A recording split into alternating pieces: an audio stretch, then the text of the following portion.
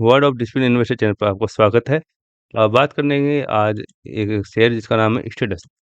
ये जो नाम है, आप जो भी टू व्हीलर्स के उपभोक्ता हैं भारत के अंदर, वो सभी इस नाम को अच्छी तरह से वाकिफ होंगे, क्योंकि लगभग इस प्रोडक्ट हर किसी न किसी रूप से इस्तेमाल किया है।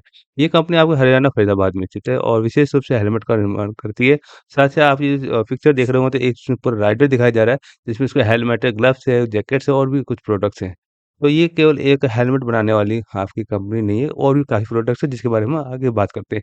यदि हम इसके प्राइस के ऊपर चलते हैं, तो प्राइस के ऊपर देखें तो इसने एक साफ एक ट्रेंड लाइन का ब्रेकआउट दिया है। यहाँ पे आपको नज़र आ रहा होगा ये ब्रेकआउट। यहाँ पर आपको ये ब्रेकआउट साफ नज़र आ रहा होगा कि इसने ब्रेकआउट दिया है, और ये आप फर्स्ट टारगेट यहाँ पे अब फिलहाल आगे के लिए नज़र आ रहा है ₹590 के आस-पास। तो ये गैप दिख रहा है आपको, इस गैप को भरने के लिए ये प्राइस आगे जा सकता है। आगे हम देखते हैं तो आपको देखेंगे कि ये जो कंपनी है विशेष रूप से हेलमेट्स के ऊपर काम करती है। अच्छे-अच्छे प्रोडक्ट्स हैं। इसके हेलमेट काफ़ी मजबूत क्वालिटी बेस्ड आती है, काफ़ी प्रीमियम इसके हेलमेट्स होते हैं। और इसकी जो हेलमेट आप देखेंगे तो केवल एक ही तरह की नहीं, काफ़ी इसकी हेलमेट्स की वैराइटीज़ है। आप यहाँ पे देखेंगे जो गूगल्स हैं वो काफ़ी अलग-अलग तरह के इसके गूगल्स बनाती है, ग्लव्स बनाती है, आपको मोटरसाइकिल के जो साइड लगेज जो बॉक्स होते हैं वो बनाती है। साथ ही साथ देखेंगे जो बड़े जो राइडर्स होते हैं, जो लंबी दूरी तय करते हैं, उनके लिए जो टॉप कैसे होते हैं वो इसका निर्माण करते हैं। साथ ही साथ आपको यहाँ पे फ्लोटिंग जो रैक और टॉप कैसे ये बनाती है। और हम इसमें बात करते हैं तो ये देखते हैं कि जो स्पेयर जो क्योंकि हेलमेट अलग-अलग उसके तरह से आते हैं, तो जो इसके हेलमेट की जो मेन बॉडी वो खराब होती नहीं है, लेकिन इसके जो आगे के जो शीशे होते हैं ये प्लास्टिक के बने होते हैं या किसी अलग फाइबर से बने होते हैं, वो खराब होते थे। तो ये कंपनी उसी तरह के मॉडल के अकॉर्डिंग अलग-अलग इसके जो स्पेयर वाइज़र्स बनाती रहती है।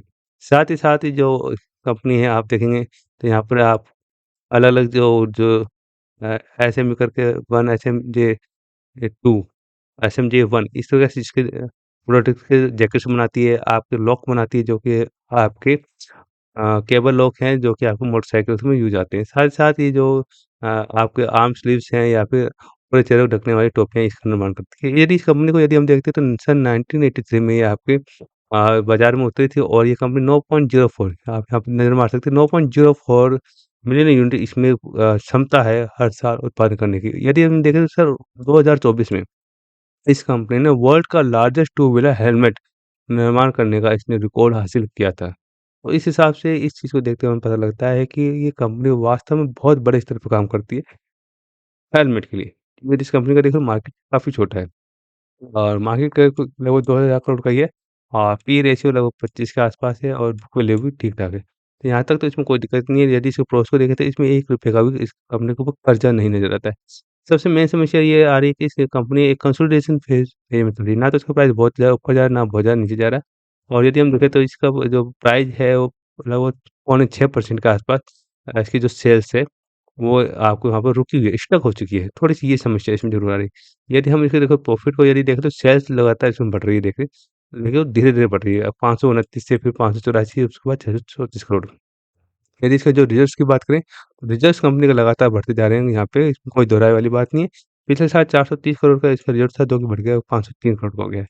और साथ ही साथ इसमें जिस प्रकार से कंपनी अपना प्रोडक्शन बढ़ा रही थी, कुछ-कुछ इसकी देनदारी उसी हिसाब से बढ़ रही है कि जो से इसकी देनदारियाँ थी 557 करोड़ की जो देनदारी थी, जो वर्तमान में 638 करोड़ की हो गई। तो ये कुछ थोड़ी-सी नेगेटिव पॉइंट करके इस कंपनी में ज़रूर हमें दिखाई देते हैं। यदि हम बात करते हैं तो इस कंपनी में कि इस कंपनी का जो एफआईडीएस की यदि हम बात करें तो लगभग एफआईडीएस ये 62% के आसपास है, और जो यहाँ पे एफआईस है वो भी 1% और डीआई 9% के आसपास। यदि हम देखें तो यहाँ पे भी काफ़ी बड़ा रिकॉर्ड अपने पास है नहीं। जब तक 3-4 साल का रिकॉर्ड अपने पास मिल नहीं जाता है, तब तक हम इस कंपनी को यहाँ पे इसके शेयर होल्डर पैटर्न को ज़्यादा विश्वास के लायक नहीं मान सकते हैं। सीधी-सी ये वाली बात आती है। तो आपको ये वीडियो अगर कुछ इन्फॉर्मेटिव लगा हो, इस प्रकार की और वीडियोज़ के लिए आप इस चैनल के साथ बन सकते हैं। इसके लिए धन्यवाद। चैनल को लाइक और सब्सक्राइब कीजिए अगर आपको कुछ वैल्यूएबल इसमें लगता है तो।